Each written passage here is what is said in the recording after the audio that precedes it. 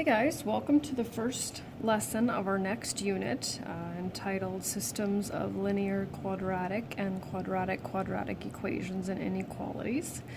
I'm experimenting a little bit. This is our blue unit, but I am using white paper. I'm kind of having some, I guess, issues with the lighting up here and kind of some shadowing and stuff. So I'm going to try it on white and see if this works a little bit better. So we're going to be going back to Foundations and Pre-Calculus 10 here for a few minutes. So in that course, you learned how to solve systems of linear equations. They were both linear, of course, and we looked at the three different scenarios for having two lines on a Cartesian plane. So what happens when we have two lines that intersect, and it doesn't matter at which angle they intersect, their solution will be the x and y coordinates of where the two lines intersect. And of course, anytime we're solving, we put our answers in solution set form. So these two red lines meet at 2 and -3.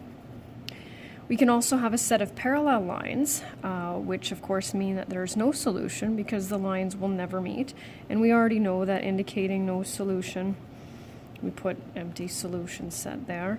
And I don't know if you can see it very well, but there is a purple line here on top of a black line. And so what we're dealing with there are two identical lines that lie on top of each other. Each point on the purple line is also a point on the black line. So that means every point they share. And the way that we do that is we just say that x is an element of real numbers, of course, because we know that x can be anything, and so can y. So moving on to a little bit of new content, just to look at what we're going to be looking at is we're going to start with linear quadratic. We'll spend 2 days on those, and then quadratic before we move on to the inequalities. So we can have a line and a parabola that of course never intersect. So no solutions at all for that. We can also have it where the parabola and the line intersect at one point. We can see from this one that it's the vertex. And so just to make it a little bit easier to see, I'll put a larger dot. Solution set also. So -3, -3. And then we can also have it where the line intersects the parabola at two spots. And of course, that means we have two solutions. So -5, -5 is right there. And -2, -3 is right there. So now what I'm going to do, since we have to graph a line, and it's probably been a while since you've graphed a line, is I'm going to go back again to Foundations Pre-Calculus 10 and just remind you of the three ways that you can use to graph a line. Doesn't matter which one you choose, and we'll just kind of look at the way that it was. So method number one, which is my least favorite for lines, but is one that we need to use for a parabola, is table of values. And so we know that we need a minimum of 2 points to graph any specific line, but we're gonna choose 3 just in case we make a mistake. So if you choose your values for x, my favorite numbers to work with are usually -1, 0, and 1 because they'll fit around here somewhere, and you want to make sure, of course, that your points will be on the Cartesian plane. We take each value for x, substitute it into the equation in order to calculate y. 5 times -1, -5 minus 1 is -6. 5 times 0 is 0 minus 1 is -1.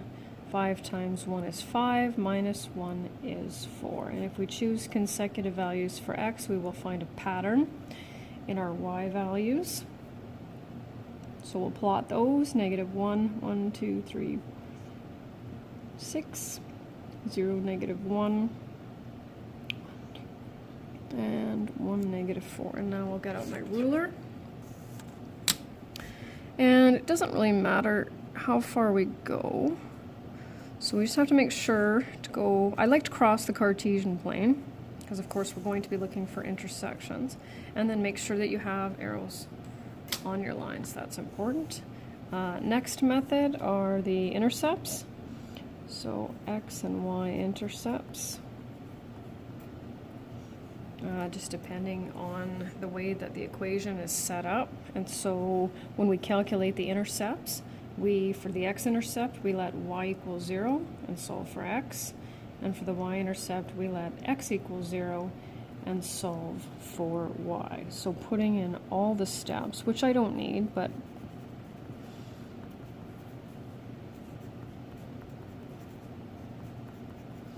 and I like to see ordered pairs, so I will often ask for that.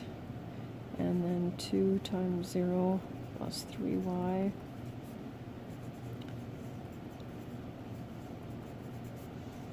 So just depending on how the equation is set up, the disadvantage here is that we only have 2 points. That's all we need though. So it's harder to tell if we make a mistake. So I put it where it crosses the x-axis at 3 and the y-axis at 2. And we can see that this is a decreasing line. Put some arrows on it. And the next one, or the last one, is my favorite way of graphing a line, just because it doesn't take a lot of work. So slope and the y-intercept. And what's the variable that we use to represent slope? Going back quite a ways.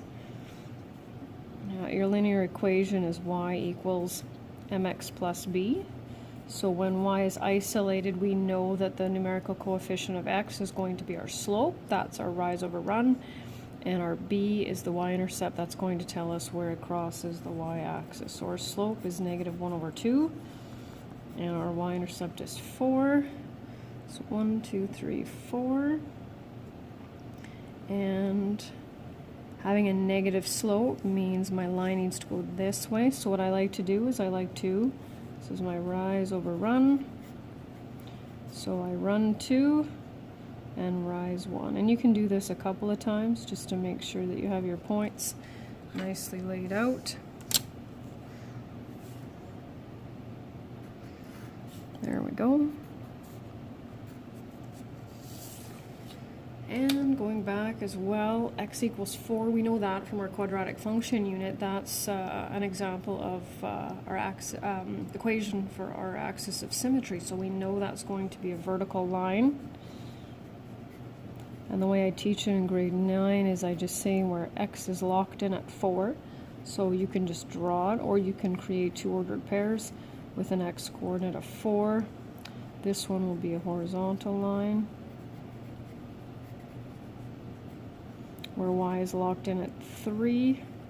So 2 ordered pairs with a y coordinate of -3. I might have said 3, but I meant -3. 1, 2, 3, 4. So here's my x equals 4 with arrows, and my y equals -3. So that's a quick review from Foundations in Pre-Calculus 10. And now here's really what we need to do. So it's a solve the following system graphically. So you can see the first one is a quadratic function, which means it's going to be a parabola. The second one is a line in graph, doesn't matter which order, and we're going to look at where they meet. So this is in standard form, so if you want to leave it that way, you're going to have to figure out what the vertex is using x equals -b over 2a. My preference would be to convert it to vertex graphing form, which I always do if that's an even number. So what we'll do is we'll split this up. So I've just separated it, and so in order to complete the square, we take this, divide it by 2, and square it. So 4 divided by 2 is 2, squared is 4, and I can't just add a 4 to the right side of the equation without messing with it. So in order to compensate, I'm going to subtract 4 over here so that it looks like I haven't done anything when I haven't done anything to alter its validity. Factor this, perfect trinomial square. And 4 minus 4 is 0, and so that means that our Q value will be 0. And we need 5 points for a parabola. 5, so we put the vertex in the middle. And so it'll be nice. I usually do this one. So 3 minus 2 is 1, 1 squared is 1. There's its mirror point. 4 minus 2 is 2. 2 squared is 4. And so I'm going to graph that right away. I like to do the vertex first. 0, 2, 3, 4. And then these ones you want to try and draw them as accurately as you can, because at this point we don't know where that line is going to cross that parabola. So then we've got y equals x minus 2. I'm going to use the slope and y-intercept. Crosses the y-axis at -2 and has a slope of, what's the numerical coefficient of x? That will be a 1. So it means my rise over run has to be equal to 1. So in order to do that, I'm going to run 1 and rise 1. Run and, oh, we can see now where it's going to intersect.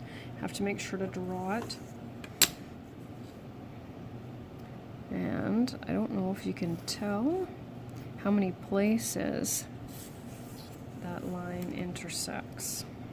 I see 2, so intersects at the vertex of the parabola as well as right here. So what we're going to do is we're going to write both order pairs, 2 and 0, and 3 and 1. Now, of course, today's assignment has the answers on it, but just so that I can introduce it right away, if you wanted to know if your answers were correct, and it is a little time-consuming work-wise, we have two x and y values. So we have this x and this y, and they would have to be verified in both equations, right? So 0 equals 2 squared minus 4 times 2 plus 4, as well as 0 equals 2 minus 2.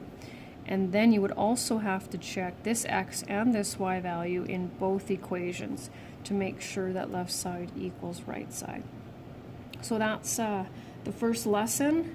Obviously we're going to take the Easter break off, and so the weather warms up a little bit and we can get outside, and I hope that the break allows you to get caught up in all the classes too, so that we can just start with lesson 2 after the break. So I hope you guys have a great break, and we'll talk to you soon.